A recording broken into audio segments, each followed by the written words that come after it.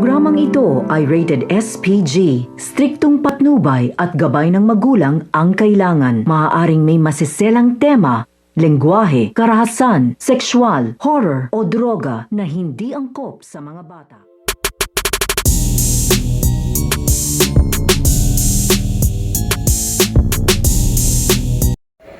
Ang biglaang pagdating ng Talpos Aguila dito nga sa ospital upang iligtas nga at kuhanin ito nga si Cardo Dalisay. Dahil nabalitaan na nga dito ng Talpos Aguila ang tungkol nga sa pagkaligtas nga nito nga ni Cardo Dalisay, ay agad-agad nga nila ditong susugurin ito nga ospital kung nasan nga ito nga si Cardo Dalisay. At sa kanilang pagsugod ay agad-agad naman silang magpaplano kung paano nga sila makakapasok dito nga sa loob nga ng ospital nang hindi nga nakikita nito nga daw nila Albert at ang Black Ops. Kaya naman sa kanilang pagpasok ay makakapasok nga sila ng tuluyan dito nga sa loob at nakikita na nga nila dito ito nga si Cardo Dalisay. Kaya sa kanilang pagkikitang muli ay dito nga sila magugulat dahil ito nga si Cardo ay wala pa rin nga itong kamalay-malay. Kahit ito nga si Cardo ay katatapos nga lang ditong operahan at kalilipat nga lang ito dito nga daw sa kwarto upang dito nga ito magpagaling. Kaya nag-iisipan na nila dito kung paano nga nila kukunin ito nga si Cardo Dalisay at may tatakas dahil nagdidelikado pa nga daw dito ang buhay ito nga daw ni Cardo kung gagawin nga daw nila ito. At nakaposas pa nga rin dito ito nga si Cardo at hindi pa rin nila dito alam